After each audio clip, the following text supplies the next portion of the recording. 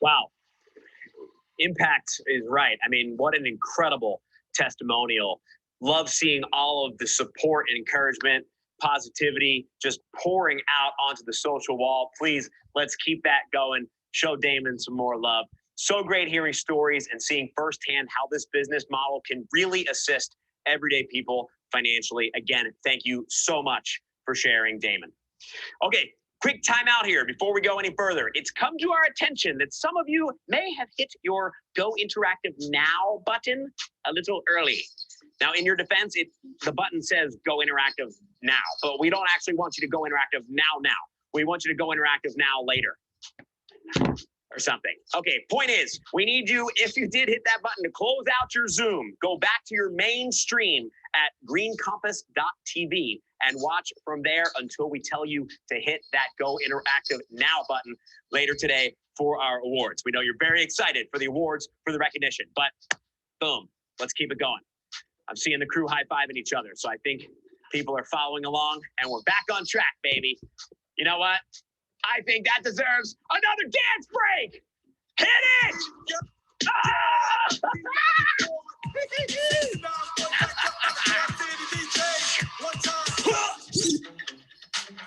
We are nailing that timing. We're nailing it. By 4 p.m., it's just going to be on point, baby. Just perfect. All right. Now, it is time for your fantastic keynote speaker. So exciting for this. If you're taking notes, please get your pen and event workbook now. This next speaker is about to drop some serious gold. Boom. She's going to bust through some of your self-made mental barriers and equip you with the skills to help you play big in your business in 2021. Are you ready? I just remembered it's a virtual event and I can't hear you. Thank you for the applause, DJ Rankin. Joined by some of your fellow Green Compass leaders via Zoom, please give a warm virtual round of applause to Connie Podesta. Well, hello, everybody. And Jeff, I have to say, you're the first client I've had in the last 2 months that somebody did a dance. Yes, that was absolutely, I don't know that it was good, but it was amazing. Okay, it was incredible. And thank you for that. I've had 3 corporate keynotes this week, and I won't even say the name of the companies, but they're very, very, very corporate. So I have a feeling this group is going to be a little different, right? And since I'm a comedian, that's going to be really fun for me. So let me tell you just a little bit. The last time that I spoke in front of 2,500 people, I usually speak to about 80 to 90,000 people a year, kind of around the world, was March 19th, 2020. And I had my first live job in front of an audience again on March 19th, 2021. So I would say this has been quite a year. But I'm going to pretend that you're all live because there's like hundreds and hundreds of you out there. And here's what I'm going to say. If you were my live audience sitting right there in front of me, I would tell you that there's 2 reasons why audience members can't stand a speaker. How many of you have ever heard a speaker and you knew within 15 seconds it would be the longest hour of your whole entire life, right?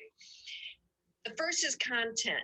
You don't like a speaker because the content's no good, or you've heard it 1,000 times before, or it's not at all relevant to you. It's like the speaker had no idea who you were.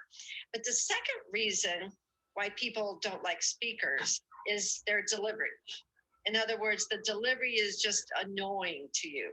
So I decided years ago, if I'm going to speak for a living, that delivery had to be huge for me.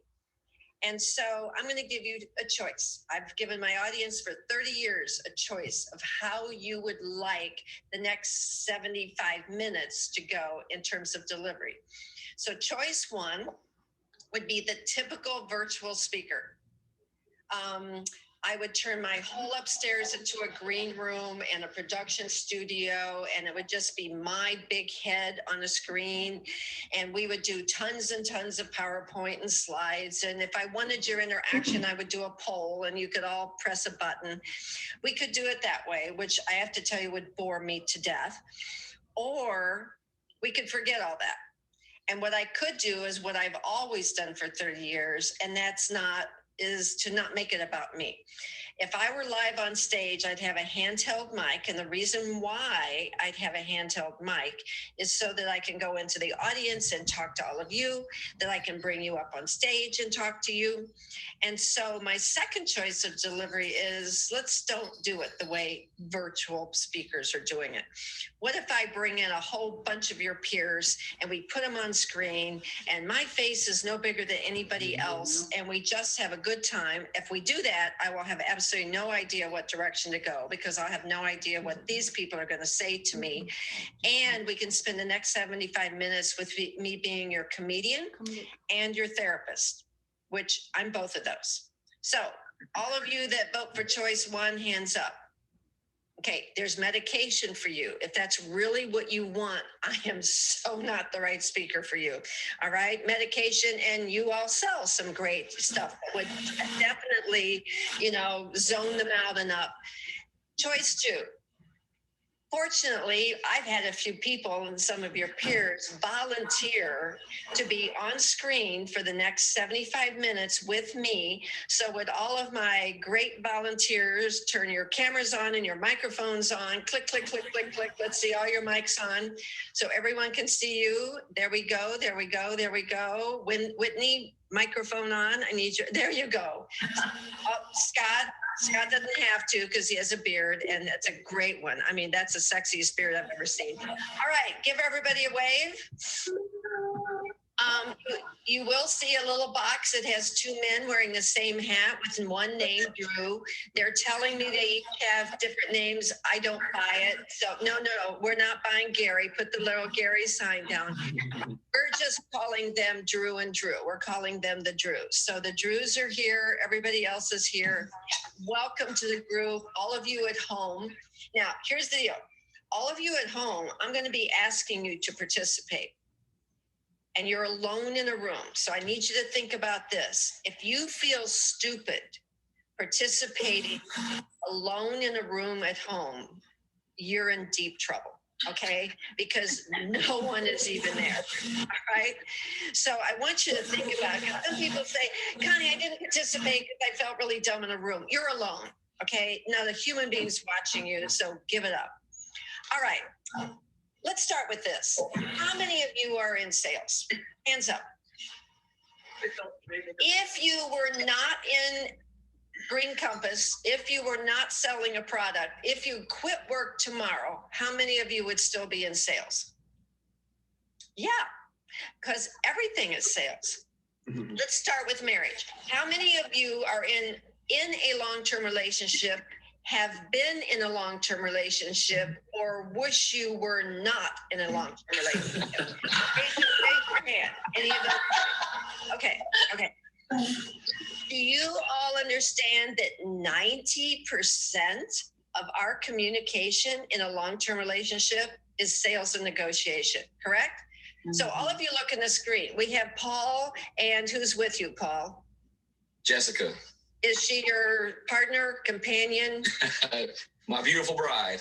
Okay, she's your bride. All right. So we've got you, and we've got Michael and Jenny, and then we have Kelly and Troy. So you fall into one of those categories. You're either married, have been, or you wish you weren't right about now.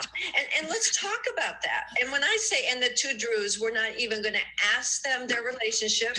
They're just the two Drews. And that's okay. We're accepting the Drews as they are, okay? Even though the one kind of is acting like he thinks he's a Gary, but he's not really a Gary. That's hilarious. When we talk about relationships, how many of you are married? You legally got married through a job. Okay, so when we get married, we take a vow, correct? Now let's think about this. How many of you took a vow in sickness and in health? Okay, so it means that if your partner gets COVID, you're stuck. Okay, you're going to bring them food, drop it off at the door, take care of them without griping. How many of you took a vow till death do you part? Okay, if they're dead, you mourn and then you move on to somebody else. Okay, we all took those vows. Did any of you take a vow that you would be willing to be locked in a house 24/7 with another human being for over a year. Any of you take that vow? Oh no. And so now as a therapist, and I did a lot with marriage and long-term relationships, COVID's brought a lot into a family life, right? So our need to sell and negotiate to this person that we're locked in with. Okay, it looks like the two Drews live in a car together. I mean, doesn't it look like a car, like a little thing? Okay, so we don't even know what's going on there. How many of you have kids? How many of you have two or more? How many of you have one that you know cannot possibly be your own?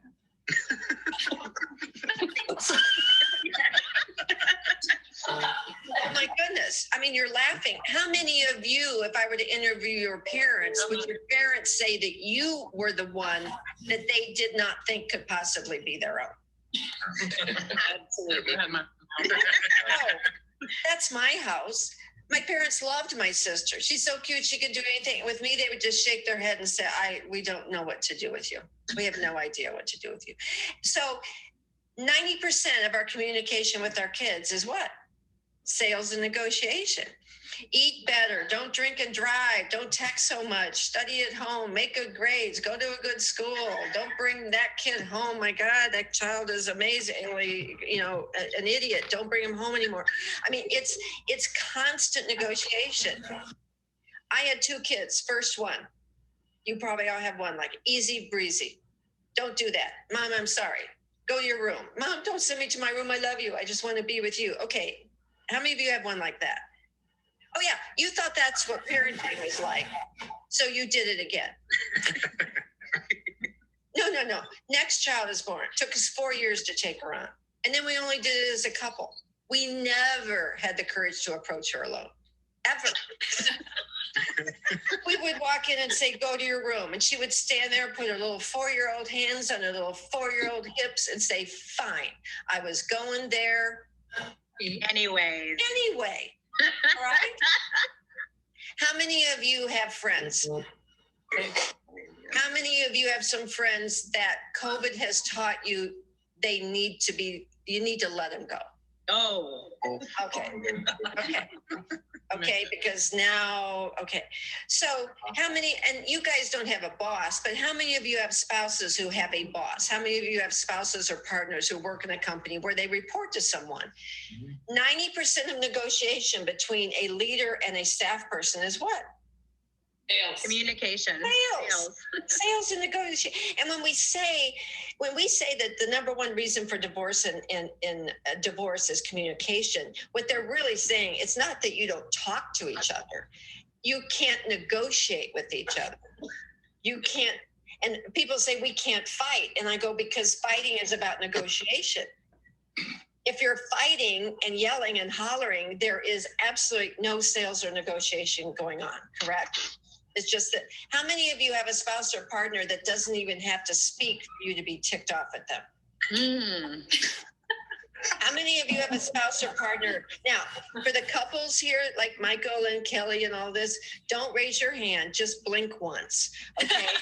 Because your partner's right there. When you raise your hand, they'll get at you later. So but most of us have partners that they don't even have to speak. They have a look or a tone, right? So and Drews, do you see that with each other? You each have a look or a tone that just I know the guy that thinks he's Gary is saying, yes, that happens to me, right? The guy that, So today, I am going to talk about sales. However, what I want you all to know is, because I'm a therapist, it's not just going to be about CBD products and Green Compass, because you are selling all day long.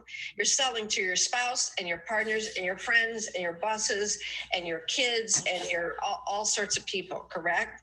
So if I could teach you today how to close more deals, not just close more deals at work, but if I could teach you how to close more deals in all relations, parents, how many of you have parents that still make you feel guilty?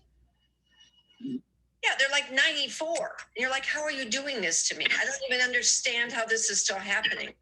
I would say to my mom, we can't come this weekend. And she'd say, oh, well, I'm sure your father's pacemaker will last another month. Okay, that is guilt. My mom. Who, your mom? And Marley, do you have kids? Marley's? I do. Yeah, well, you're doing the same thing. I am. We have word. How many of you? I'll take your phone away if you don't pick up your room, like forever. Yeah. How many of you are saying things and your mother and father's coming out of your mouth? And you're like, I don't even know how that happened. Oh, yeah. I swore that wouldn't happen. So we are going to do sales today. So the first thing I have to say or ask you about sales is how many of you on screen feel that sales can be totally taught? Somebody with no sales ability at all can be taught how to sell. Yeah. Okay, let me disagree, and then you can, because I love good debates. Psychologically, let me put it to you that sales requires a piece of intuition inside the gut and the soul that creates a super salesperson that I have not yet seen anyone be able to teach. Would you agree with that a little bit? So I think selling a product can be taught. But I think the super salespeople, the ones that just keep getting the awards, and I would go to all the awards dinners for direct sales, and I would always sit in the back. No, I didn't want to be up front. And I'd sit in the back, and there would be people at the table in the back going, the same people keep getting all the awards. Well, duh, because they keep selling, okay? I mean, they were like angry about it, right? That the same people are making all the money. So let's talk about that for all of you listening. Let's today, because you know how to sell. You've got a great company. I looked at your website. It's amazing. You've got a great product. You have a great reputation. So today, I want to talk about that little piece there. Now, I think it can be expanded. I think you can be aware that maybe that piece is missing in you or that piece needs to grow in you. But there's something about people who can sell that there's a competitive spirit, right? So let me tell you about me. I first knew I could sell when I was in third grade. And in third grade, teacher sent me out of the class and told me to go to the principal's office. And I walk in and there's my mom and dad. Now, my dad worked downtown Chicago. We lived in a suburb of Chicago. He had to take a train for an hour to get to this meeting.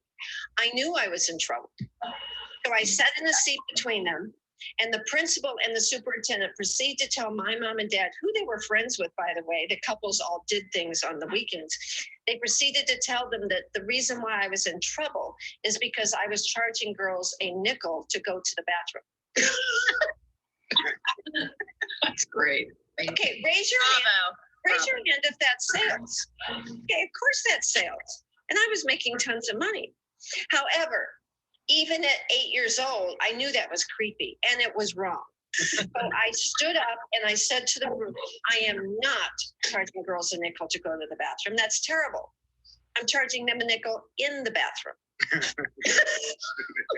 And everybody said, well, what are you doing? And I said, because this is when I knew I was a therapist and a salesperson. I found it all out that day.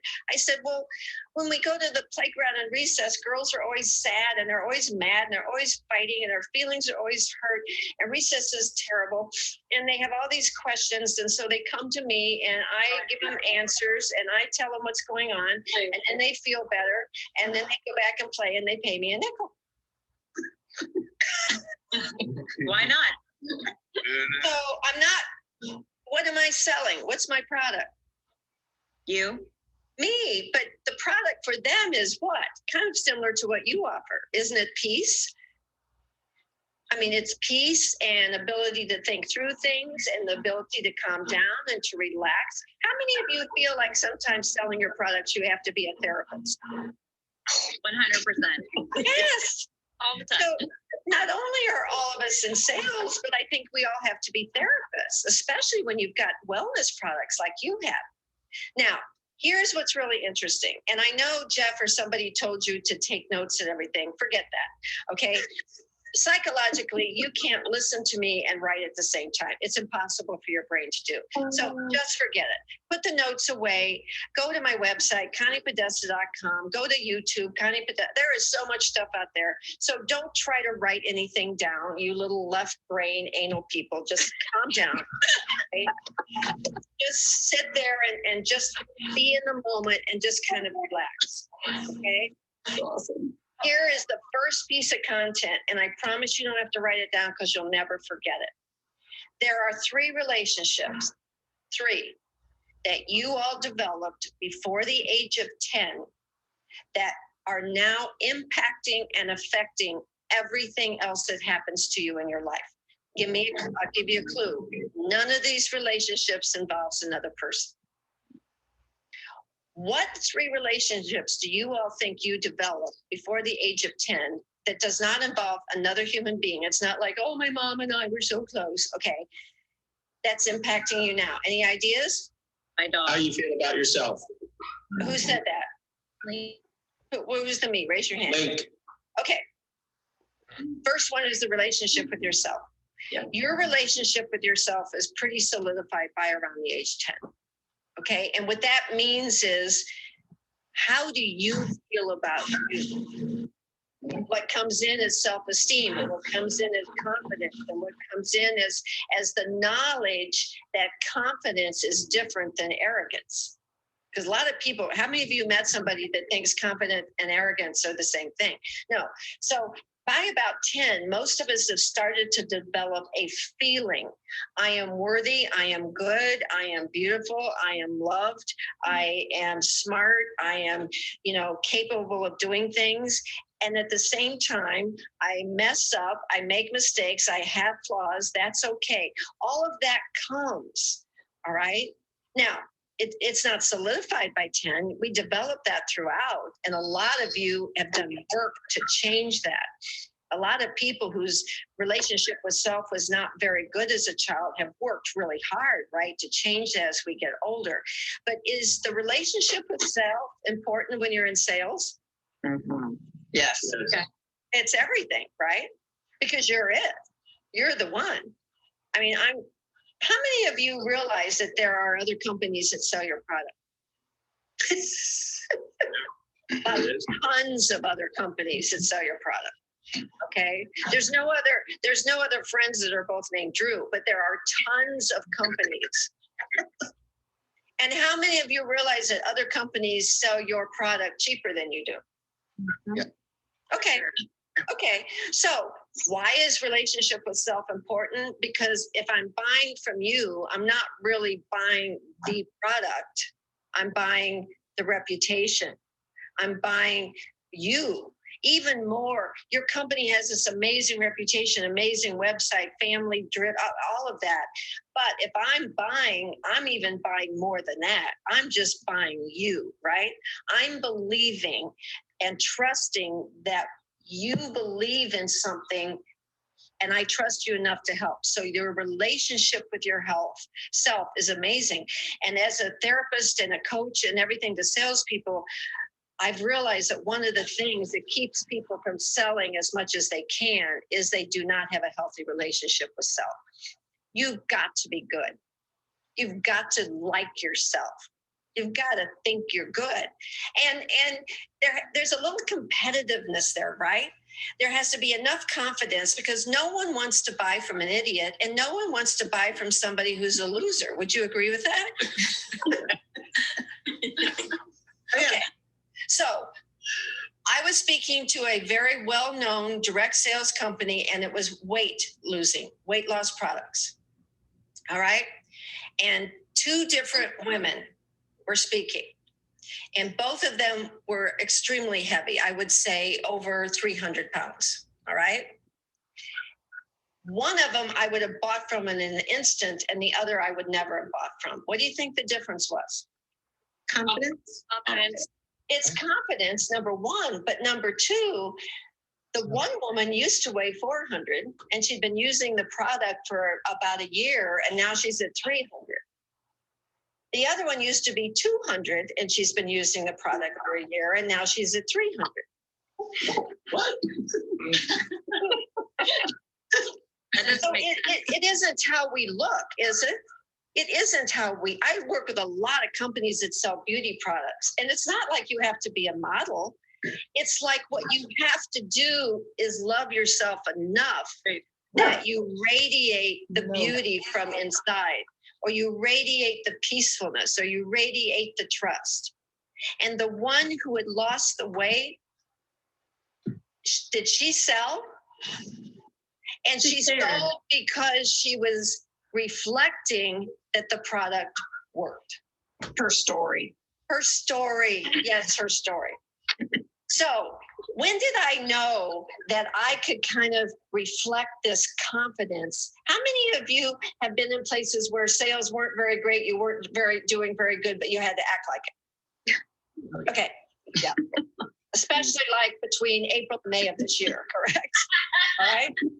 So years and years and years ago, here's when I knew that I had what it took. So I am learning to speak. I want to speak. I have a calendar that is totally empty. Honest to goodness, there was nothing on this calendar except one free job. But when I talked to people, they couldn't know that. But I don't want to lie. If someone had said to me, do you have any work this year? I would not have said, I would have not have lied. So the goal of selling is having confidence without lying to anybody, but creating an image that you're not an idiot, you're not a loser, you're a successful, trustworthy person. Have any of you had anyone call you and they want the product, but they have a little attitude to them? Raise your hand if that's ever, you know what I mean by a little attitude. It's kind of like they want it, but they don't want to believe in it, and they're kind of testing you. So I had a call. And the woman was like this. She had an attitude and she started out with, Connie, I've heard your name, but don't send me anything. Don't call me. We got lots of people we're looking for. I'm just doing this and I'm just going to write a few notes down. And then, just forget I even called. We'll call you if we want you. Now, would you call that a little attitude, right? And if we don't have a good relationship with self, we plummet. I knew who's in control of this relationship right now, her or me? You. I'm in control? No, she was. At that point, she was, right? At that point, she was in control. And we're never going to close a deal if the client is in total control. So I knew I had to regain my place in the relationship. So the next thing she said to me is something about don't call me and everything. And I said to her, what date? What's your date? And she said July. And I came back with the best 2 words. I said, what year? Ooh, I like that. That's good. That's good. Did I lie? No. Did I say I was booked? Nope. But by me saying what year, guess what she said? Oh my goodness. I mean, it's April. I didn't even think. We probably should have called you sooner. Okay, well, and immediately. So there's a lot of relationship with sales. It doesn't mean we lie. We aren't inauthentic. We don't compromise who we are, but there's a way about us. So one relationship, what do you think the other 2 relationships are? The second relationship, super important to sales. This probably next to self is what destroys more salespeople, keeps their sales down, keeps them from being as successful. Your relationship to money. Ooh. Yeah. Ooh. You all learned that. Don't you understand? You all learned. And for those of you that are married or have a relationship, how many of you married someone or have a relationship with someone with a little different attitude about money than you? Of course you did. That's why I'm not married anymore. Money is one of the number one not because we can't communicate, but we can't negotiate how to spend money. And the reason why is we grew up and by about age 10, we formulated how we feel about money. And generally there's one person that wants to save and they don't want to spend money. in the relationship, and their motto is, don't spend it. Don't say, we've got to save it, and we need to have it, and we can't spend it. And then who do they marry? The person that goes, oh, we got to spend it. We could both be dead tomorrow. Of course, we need to spend it today. So we have the saver and we have the one that wants to spend. But where did you get those? You didn't just get it as an adult. You got those feelings when you were little. Think back. How many of you ever heard your parents argue about money? One of them wanted to save money, one of them didn't. One of them worried about money, one of them didn't. One of them spent money, one of them didn't. One of them cried about money, one of them yelled about money. Somebody was in control of the money. Someone felt like they had no money. There's all sorts of things growing up. And by about age 10, you identified with one of them. The one that really wanted to save, you felt for that person, or the one that wanted to spend. So what happens when I'm being called in third grade in and told that I'm in trouble, and I admit that I'm charging girls a nickel for child therapy? My mom is the saver. She got to me first. All of you in here that are the savers and don't want to spend money, you have an amazing impact upon your children because you get to them first. They live through the worry about money and not having money. And she apologized to everybody for me, took me by the arm, took me out to the parking lot. And here were her words. I am mortified. I mortified my mother. That's how bad I was. Okay, she was mortified.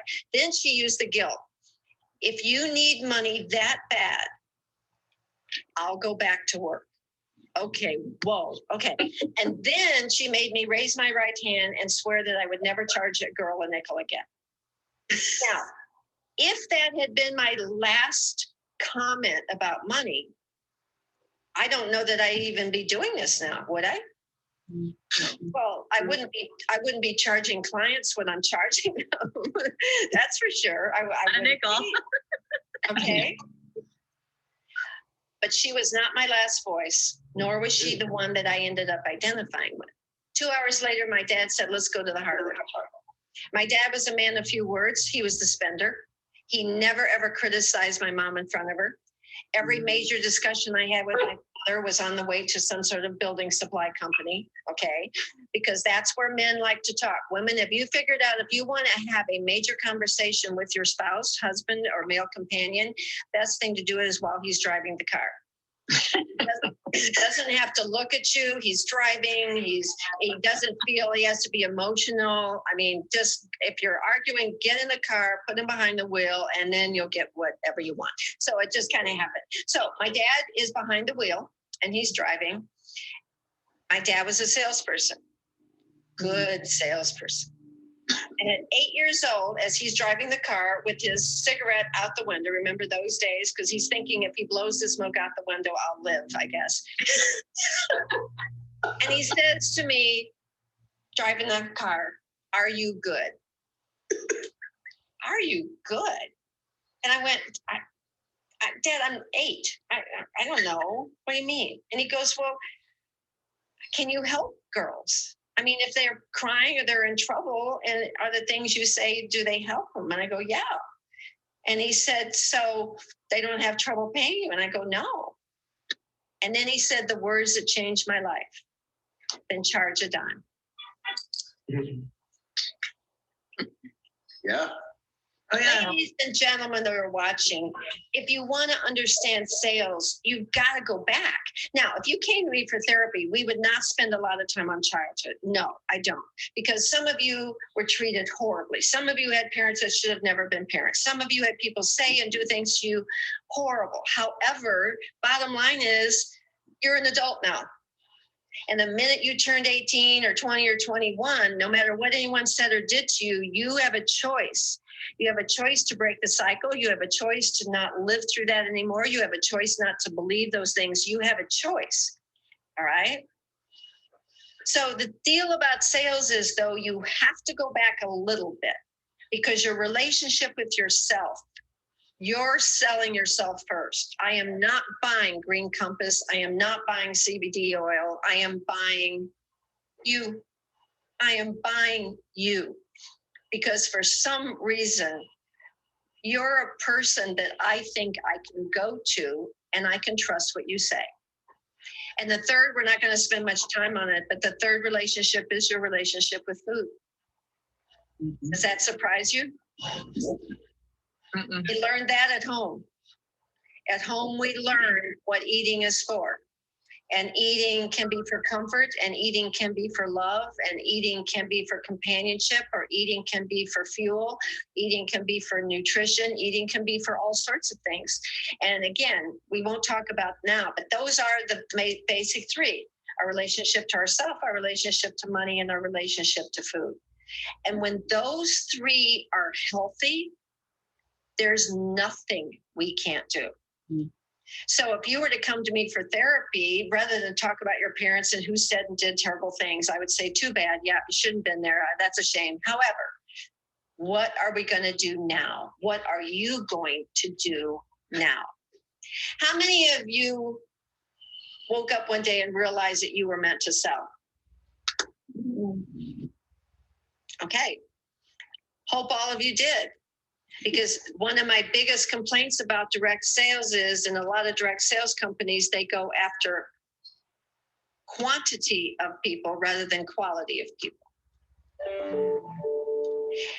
I have been hired for some direct sales jobs, and they wanted me to initial in the contract that I would not use the word sales because it's too scary for some of the people, especially the women, and they don't want to sell, so I couldn't mention it. Do you think I took those jobs? It's called direct what? Sales.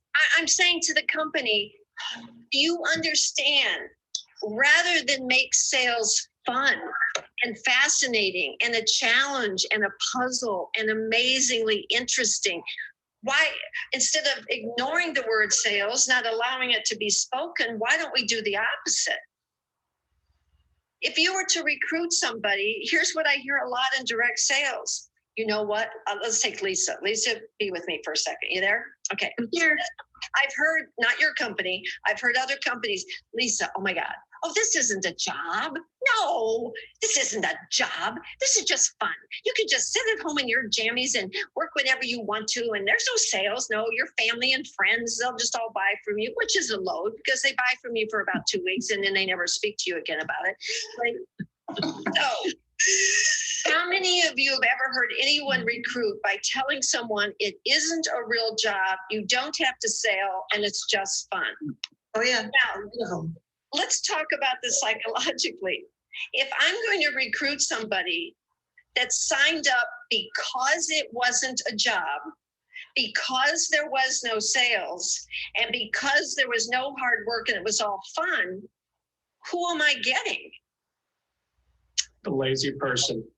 I'm not getting a hardworking person that understands that there's sales and there's going to be ups and downs and things are going to mess up and that sometimes it isn't fun. Isn't that correct? Is direct sales easy? Is this an easy job? Of course it isn't easy. Sales is never easy. To recruit people, the best thing we can be is honest with them. Authenticity, there's nothing like it. It's the only way someone's going to trust you enough. And authenticity means that if I was recruiting somebody, I'd say, well, it is a job. It's a job because when you do something, you get a paycheck. Like, that's a job, right? I mean, you're doing it. And it is a job because there is sales involved. Sales means that you're going to have to understand the product and people are going to have objections and people are going to be worried about it. And you're going to have to overcome all of those things and get them to believe in it. And is it always fun? No. No, of course it isn't always fun. This is fun for me. But conference calls aren't fun and writing things down. And I mean, there's a lot of parts of my job that aren't fun. Here's the cool part. When we start saying to somebody, this is a job, but the most amazing job you'll ever have. It isn't always fun. Like every job, there's some hard work, but it's more fun than most any other job you would ever have. It's very rewarding because we get to know people and we do things. We can tell people the truth because then Instead of getting 10 recruits, you might only get 7, but guess what? They're good. 3 would have killed you. When you get people who sign up because they don't want a job and they don't want to sell and they think it's all going to be fun, they will suck the energy out of your entire body. Right? Oh, yes. Yeah. I can't sell. Nobody wants it. It's Yep. too high price and nobody has a job. And you're going to end up being their mother and their priest and their therapist and their nutritionist. So true. Their dog fucker, their friend. Right. So the bottom line is, as a speaker, do you think that I give people BS or do you think I pretty well tell the truth? I think you just have The truth. And I will tell you this, I learned about COVID. The world is sick of not having the truth. All right. We're sick of not, and I'm not talking, I am not talking politics. I'm not talking health. I'm talking about families that are in a home by themselves. I'm talking about neighbors where we sit now on a cul-de-sac at the end of our driveways and they yell out. So I won't go political. When I say we need truth, I mean, our friends and our family need to know, and our customers need to know that we are telling them the right thing. And if you want to recruit me or bring me in or sell me a product, you've got to tell me the truth. And the truth is, yeah, this is a job and it is sales. And we're very proud of it. We have one of the best products. You will have more fun than any other job. You'll work harder than any other job. You'll make more friends than any other job, but it's sales. How many of you feel that sales has ups and downs? Absolutely. How many of you had one of your best quarters, first quarter of 2020? First quarter of 2020 was amazing, right? Oh, yeah. First quarter of 2020, we didn't even need to sell. We were order takers. You know why? Because the country had tons of money and everybody was going good and everybody's buying new cars and everybody had extra money. First quarter, right? And when the world is good, we really don't have to sell. We can answer the phone, answer an email. Hey, I got some extra money. I want your product. I want my pet to be happy. I want to be happier. My husband can't sleep. And there you go. When the world is in crisis, then we can't take orders anymore. Then we have to sell. So the people who have survived this year are people who want to do a lot more than answer the phone. Right? You're the people who want to sell. So let's do a little bit about personalities. How many of you have ever done any personality assessment? How many of you have done like Myers-Briggs, Performax, DISC, any of those? Okay. Here's my problem with all of those. You all cheated. No, I mean, I bless your heart. You didn't mean to, but you did. Because psychologically, our brains want us to succeed. Does that make sense to you? Mm-hmm. Which is why we are passive aggressive. It's why we lie to our parents when they say, who ate the cookie? It's why our brains want us to not get in trouble. And our brains want us to succeed. So when you're taking a multiple choice personality test and you've got choices of answers and your fingers are going to the truthful one, your brain's going, are you sure you want to do that one? Because, you know, that's going to show that you're not really, you know, a normal person. So if there's 2 questions, all right, we'll do Troy. Troy, 2 questions on the test. Would you rather kick a dog or hug an old lady? Which one are you putting? So funny. Wait, hold on. Troy finally, after 15 years with our kids, just let us get a puppy. That is the perfect question for him. And listen to what you said. He let you get a puppy. Well, good for you, Troy. The whole family wanted a puppy, and you finally gave it. Yes, we got a puppy too. My husband let me get a puppy. Okay, now I have to say I paid for it and brought it home before he let me. But I tell people he let me. Okay, so I knew I had to come up with a personality assessment. It's not mine. I came up with it. I found it 30 years ago in graduate school. 4 seconds, very fun, nothing to fill out, and you can't cheat. Pretty important, right? So I'm about to give all of you 4 geometric shapes, and I want you to picture each of these shapes that I give it to you. Ready? First of all, picture a square. Next, a triangle. Next, a circle. And last, picture a squiggly line. Now, when I say go, I want all of you at home too, who are feeling stupid because you're in a room alone. I want you all, when I say go, to draw the squiggly line in the air. Go, draw. Good job. 3 ways to draw a squiggly line. Only one is sane, normal, and healthy. So I now know a lot more about you than I ever had desire. How many of you drew your squiggle line up and down like this? Hands up. Good job. The guy who thinks he's Gary didn't, okay? All right. How many of you drew your squiggle line sideways like this? Hands up high. High, high, high. Very sick people. Receive that. What if it was diagonal?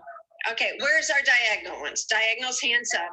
Okay, Lindsay and Kelly and Troy, both of you? Okay, hands up, diagonal squiggles, hands up so everyone can see you. Just look at these people. Do not be left alone with them. Like longer than like 10 Be minutes. quiet, Valerie.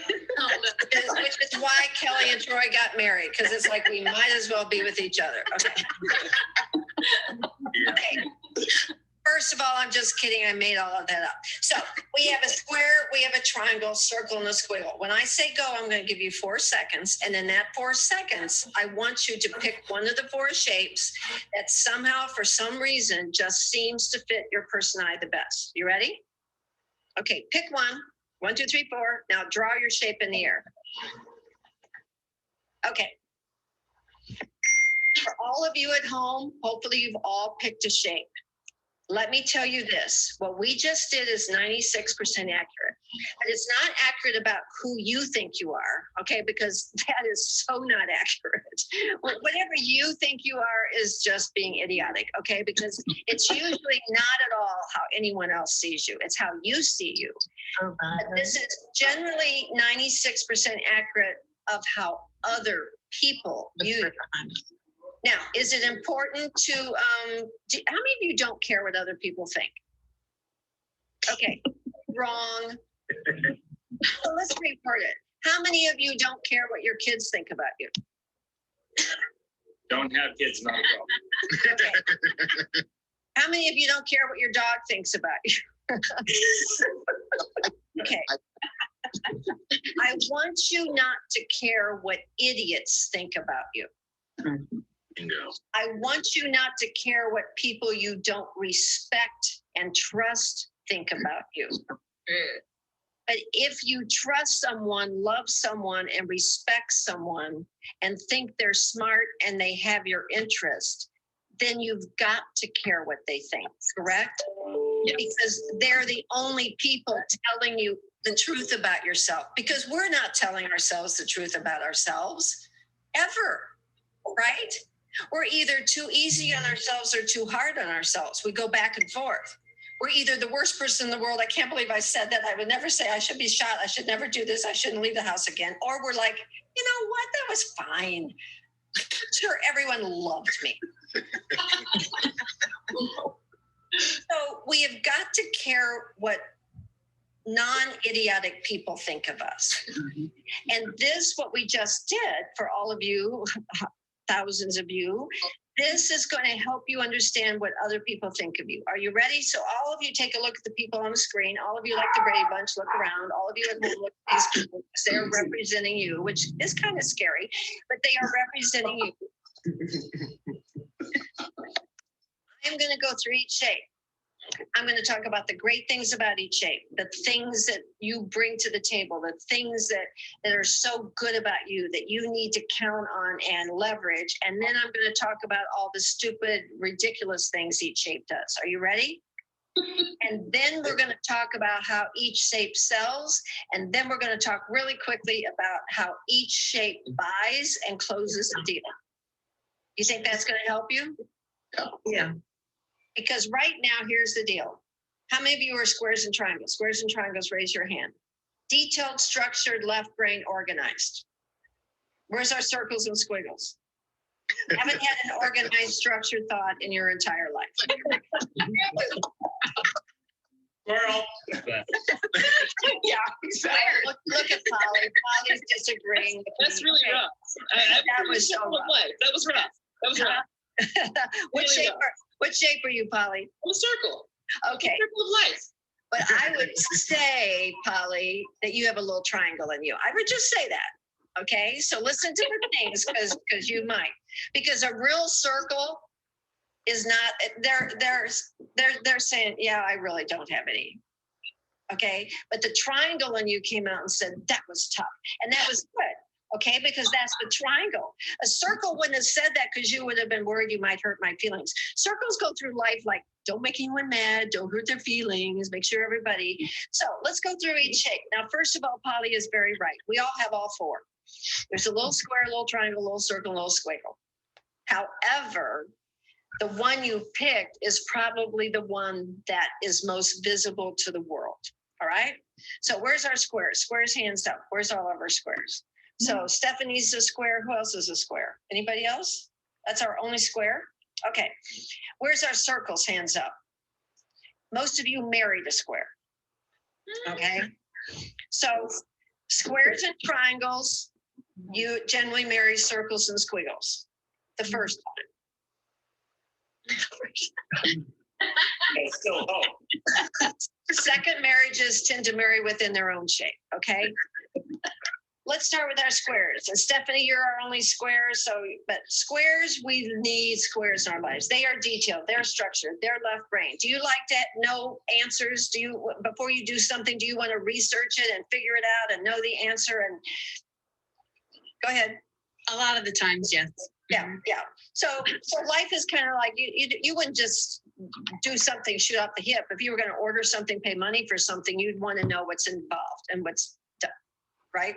A little bit. No, don't tell me the truth because there may be a little circle in you. I'm probably half and half. I feel like of all the things. Like I was sitting here going, I love a square because I love lines and angles, but I like a circle because it's like family shape. Like, okay. Well, that's called menopause. Okay. But most squares are generally, my husband's a square. They're generally the most detailed, the most structured, the most left brain. They are very, very hard workers, very hard workers. You can count on them because they won't stop until it's done. So all the good things about them is hard workers and they make lists of things that need to be accomplished and they check it off. So we have to have those in our life. Raise your hand if you know any squares. Okay. Here's the problem with squares. They're not the best team players. They're not the best team players because most squares would rather just do it by themselves. Because if they do it by themselves without having a little team, they can be assured it will be done how? right. Perfect. Right. Perfect. Yes. Okay. So now, Stephanie, you're getting why you're a square, right? Because look at, but don't be sad. We need square. Okay. I'd like to change my shape. Stephanie, you can be my square to my squiggle. Gary, you need to use some of your own products. Really. All right. Now, where's our triangles? One of the Drews is a triangle. Alexa's a triangle. Okay, triangles. With triangles, I'm going to do the bad stuff first. And triangles are the only shape I do the bad stuff first. And the reason why is triangles hands up. Take a look at these people. Triangles have a little bit of a temper. Yeah. Look at Emily. Emily's laughing and Drew's laughing and Gary's like, oh. Okay. Triangles, you do have a little bit of a temper and you don't really like a lot of negative feedback. And so I'm going to do the bad stuff first. And when you start getting ticked at me, then I can swoop in with some good stuff and make you all happy again. Okay. So triangles. Number one, you are the perfectionists of the world. Would you agree with that? Emily, do you like things done right? Yes. And whose way is generally right? Yeah, of course. bonus. So triangles, they're very perfectionist. You were the ones, triangles, who were arguing in school because you didn't like the grade someone gave you on a test, right? Where's our circles? Hands up. Yeah, you were just happy to get a C. Oh, you didn't see me because you were talking and didn't even know what the two was. Where's our squiggles? Squiggles, we have any squiggles? Hands up. Yeah, you forgot there even was a test. I think I'm not a squiggle because I'm super triangle. You are very triangle. I mean, look at the outfit, okay? It's all matchy and you got the hat on. I mean, a squiggle wouldn't, they would have sat on their hat and it wouldn't have been okay. The hat was just in my car. Right. Yeah, you wore it, okay? Chose to put it on. I mean, Gary has a hat in his car. Look at the two Drews. They both have hats on. Okay. So triangles, you are the perfectionist. Triangles, you're a little OCD, correct? You do things over and over and over again, and you got to make sure everything's right, and you got to look at all the rules. You're the ones that, like, if they send, you know, if you get sent something that needs to be assembled, and there's a triangle and a circle, oh my God, the circle's like, don't follow those directions. We can see what needs to be done, and the triangle's like laying all the screws out on the line, and you know. I secretly love IKEA building. Yes, right.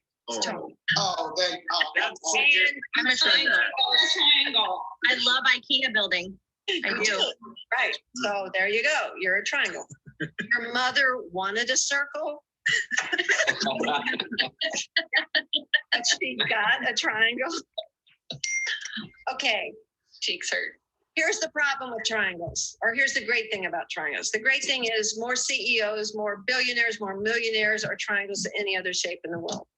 Triangles, you are definitely the people that have great vision. You see what needs to be done. You go after it. Triangles, for the COVID, you were one of the first that figured out how to do it through Zoom, through team meetings. Triangles, they don't stay down very long because triangles are the most driven people of the four. They're, in fact, but raise your hand again if you're a triangle. Okay. Now I am. Here's the good news. You're very driven. Here's the bad news. Living with you during COVID, oh my God. Okay. It's like you've organized the pantries and closets, and I mean, you just like the whole house, right? Is that all? Is that what he's doing? I actually did, and I'm not organized. Yes, you organized. Okay, now where's our circle? Circle stands up. So many things great about circles. Number one, you are the party people. Raise your hand if you like parties. Yay! Like a huge Parties. Okay. Oh, look at the squares and triangles. They're going, oh, and they took it as a compliment. The cups. Number two, circles. You are the social people. Number three, circles. You are the peacemakers. I'm not so sure about that. Really hard on Very squiggly line. okay. And number four, circles. You are the motivators of the world. Where's our circles again? How many of you feel like cheerleaders right now? You're the one telling everybody it's going to be okay, no matter who wins the election, no matter what happens to the vaccines, no matter what is going to. I mean, no matter what goes on, no matter what, you're the one telling everybody it's going to be okay. We're going to be fine. So you're like the motivators and the cheerleaders and the team players. And here's the problem with you, circles. You are exhausted. You are the most tired group of people that ever walked on the face. You're just like and the reason why you're tired is you can't sleep. And the reason why you can't sleep is because your mind is, yeah, but what if this and what if that? And you want your mom to be happy and your dad to be happy and your kids to be happy. And circles, you had such a sad Christmas because it wasn't like all the other Christmases. And you just felt terrible. And, you know. So circles. The good thing about you is you're such good people. The bad thing about you is there's one word you can't say, and that word is what? No. Look at the squares and triangles. Squares and triangles are laughing because they love to say no. They're just like, go ahead, bring it on. You know, circles say no, and they don't even say it nicely. When the triangles, when the circle says no, we have like, no. But the reason why is because about 3 years ago, I met somebody, and then she got really sick. And I mean, no one, triangles don't do that. You ask a triangle, they go, no. There's no reason. They don't offer you any explanation. It's just no. Like you, can we have a puppy? The whole family wants a puppy. No. I mean, we're not letting you have a puppy, okay? So Troy just kept saying no. Circles. You are the ones that are going to have a midlife crisis. You're the only group that has a midlife crisis. It's because you worry too much. Triangles, hands up. Triangles. Circles, these are the people that you got to worry about. Triangles, circles drive you out of your ever loving mind. Yeah. I love my circle sister. Yeah. We got the wrong one. Okay, you love her, but we haven't asked her how she feels about you, okay? That's different. Yeah. You know why you love your circle sister? Because she does what you want more, okay? Because it's easier to do it, go to the restaurant you want or the show you want because she doesn't care. She won't get mad. So of course you love your circle sister. Everybody loves the circles because, in fact, circles, raise your right hand. Put your circle on. Put your circle sister on the camera. I really need to see her. Circles, raise your right hand. Repeat the circle motto after me. You say this every day of your life. The circle motto is, I'll do it. Let's hear you say it. I'll do it. That's why everybody loves us. They love us because we would rather go to the restaurant they want, the movie they want, do what they want. It's just easier because circles hate confrontation and they hate anyone to be mad at them. Okay, now where's our squiggles? Here's my shape. Michael, you're a squiggle? I was a swiggle, now I'm not. Is there any other I've squiggle? got a couple shapes. Okay. I can't I'm like limit a- myself to one shape. Lindsay. Yeah. Same. Okay, I'm a squiggle. Squiggles, we are the fun people. Michael, you like fun? Love it. Always. Yeah. It's the funnest. And do you, if someone's having a discussion and it's not fun, do you just want to get out? I just make it fun or leave. Yeah, you just make it fun of me, okay? So we are the think outside of the box. I could never be a talking head speaker. I mean, I have to do this. Do you see why I have to have people? And clients will say to me, Connie, you don't need all these people on screen. You can just, do you think I could do it without all of you? You're what makes speaking loving to me. I don't even know the word. It's you. I can't do it without you. And I think that's COVID has taught all of us that we have to be successful, but we have to figure out how to stay successful without compromising who we are.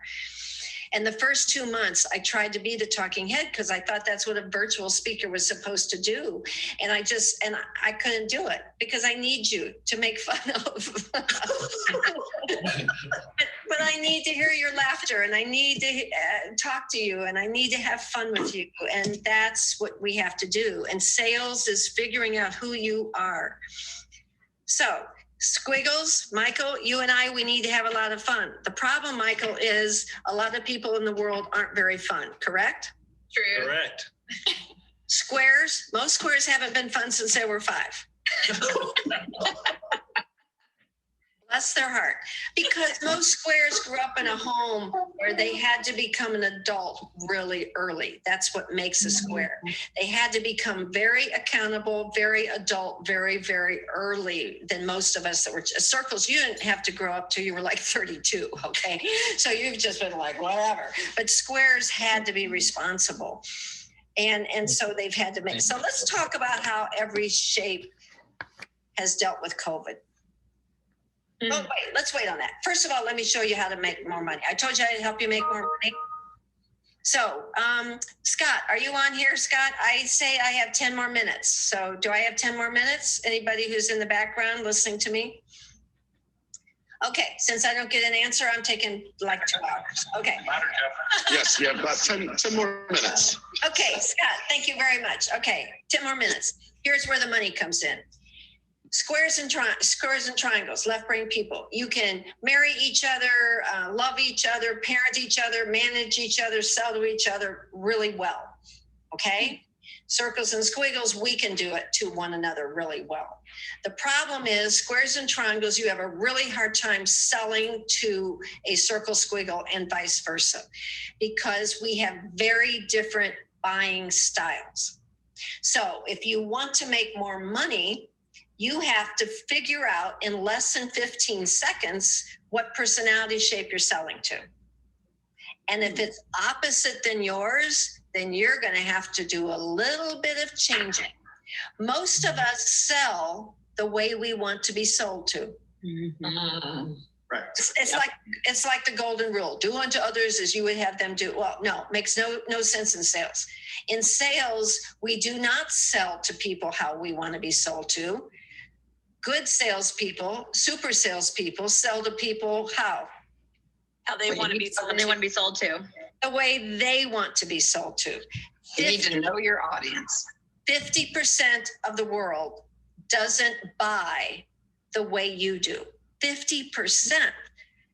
These are deals you're not closing, which is why marriage is a problem, because squares and triangles marry circles and squiggles, and we're selling to each other differently. I'll give you an example. I wanted to go on a cruise. I got a square husband. I'm a circle squiggle. And I approached him the way I would want him to approach me if he wanted something. So do we have any triangle men? Gary? No, it's it. Yeah. Sure. You're not raising your hand to Gary? I mean, are you the Gary? Swap it up here. We're learning a lot about each other. I bet you are. It'll make the marriage better. Okay. Which one of you is a triangle? Is one of you and your real name is what, Drew? Drew. Okay. So Drew, you're going to play my husband. And let's see how, because I was selling to Chuck, who's a square triangle. This is how I was selling. So let's pretend we're married and you know, the other Drew won't be jealous. Let's pretend that we're married. Have at it. Let's pretend that we're married and I want to go on a cruise. Here's how I sold to Chuck for 8 years. Drew, oh my God, no, come here. Oh, I know you're going motorcycling. Oh, those guys don't care. They're retired. They'll wait for you. Oh, I know there's a football game. We'll tape it. You can watch the game tomorrow.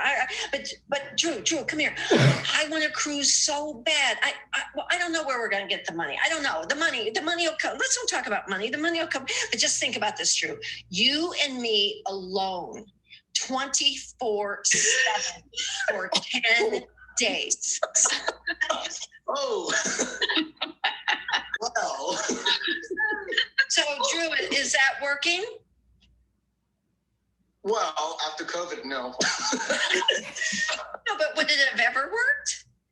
Maybe. Ladies and gentlemen, do you see when you sell through your own personality to someone who does not have the same personality as you do, how it's not ever going to work?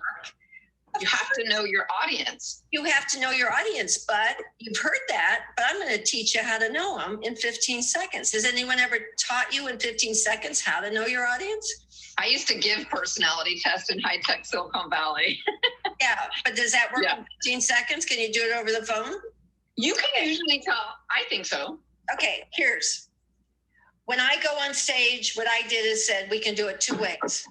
I can do PowerPoint, we can do polls, I can be a talking head, or we can forget all that and we can have fun, entertain, and interact. I did that in about 12 seconds.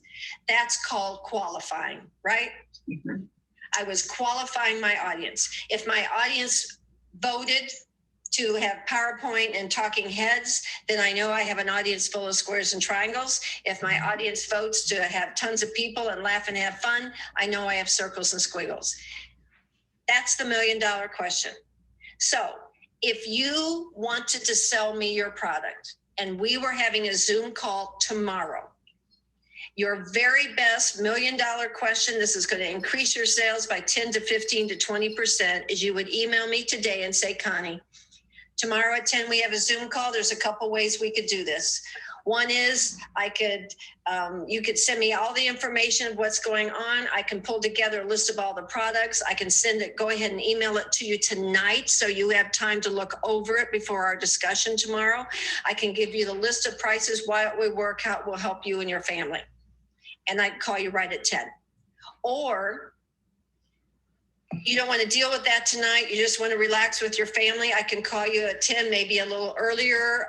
We can even hold off. We can get to know each other a little bit better. You can tell me what's going on and tell me what the problems are. I can look at the products and together we can decide what's going to work for you. Okay, 17 seconds. That was 17 seconds. And what am I doing in that 17 seconds? I'm finding out what? Who they are. Where? I'm finding out what shape you are. Wow. What I'm doing, I'm finding out what shape you are. If you're a square and triangle, now here's the deal. Circles and squiggles. If you start doing this and someone says to you, yeah, send me all the stuff tonight, send me all the list, send me your, your Excel sheet, send me this, send me that, and we'll call. Oh my God, you got your work cut out. Okay? And when you call them tomorrow on the Zoom call, I have 2 words for you. Shut up. They don't want to hear your story. They don't want to know how you're doing. They don't want to know where you live. They already told. Now they may later, but not at this moment. And you better answer all their questions. Squares and triangles asks more questions than any other shape. And circles and squiggles, we don't ask a lot of questions. We ask questions about feelings, but we don't ask a lot of questions about intellectual stuff. Squares ask questions because they really want to know the answer. Triangles ask questions that they already know the answer to, and they're trying to see if you're stupid. Okay, it's like a little triangle test to see if you're worthy. Squares and triangles. If you do this and I come back with you, no, I've had a busy day tonight. I just want to have a glass of wine and be with my family, and just call me around 10. When you call me tomorrow at 10, you are going to have to do something that you dread, and it's called small talk.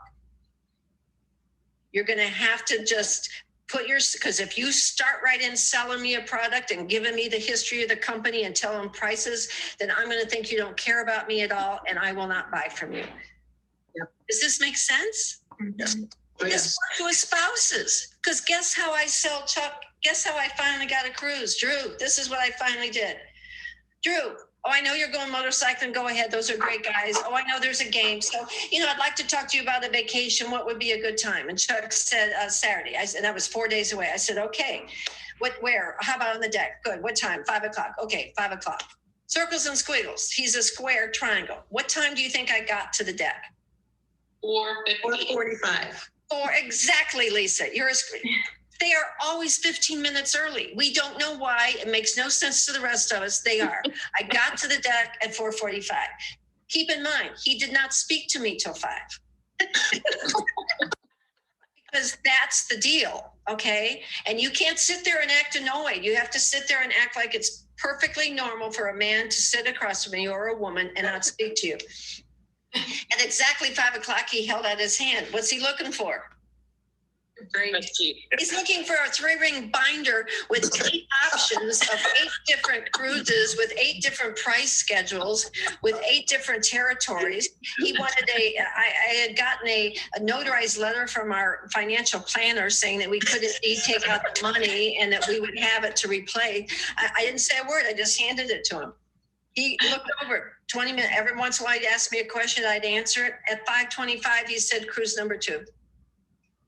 Yes. Thanks, John. Yes. It works on your kids. If you're a square and triangle and you have a circle kid, oh my goodness, you can't yell at them. You can't say, go to your room and give me those kids. No, they'll be hurt for the rest of their life. It will damage every relationship that they'll ever have, okay? You're going to have to sit down and say, I know something probably happened. Tell me the story. And circles and squiggles. If you have a square triangle kid, you can't be, they don't want to talk to you. You were late, give me your keys, grounded. That's it. Circles, here's what you do with your kids. You lecture them and then you ground them. That's 2 separate punishments for that child. Okay? That's not just 1, that's 2. So did you all have fun? Yes. I'm crying. Did the 75 minutes go by faster than you thought? Yes. So let's end with this. Let's end with how each shape is handling COVID. Okay? Because it's more about personality, how we're handling things. Where's our squares? Squares are the best. They've been the best. because they really, really didn't want to go anywhere anyway. That's not me. I want to go all the places. But most squares are very comfortable with themselves. They're their own best friend. They can find things to do on their own. And most of them married a circle squiggle. It was always like, let's go meet, let's go have dinner, let's go. And the square's like, oh my God, can't we ever just sit in our own house? So squares have done pretty good with COVID for the fact that they are very comfortable alone, whereas circles and squiggles get their energy from other people. Where's our triangles? Okay. COVID has been hard for you because you like telling other people what to do.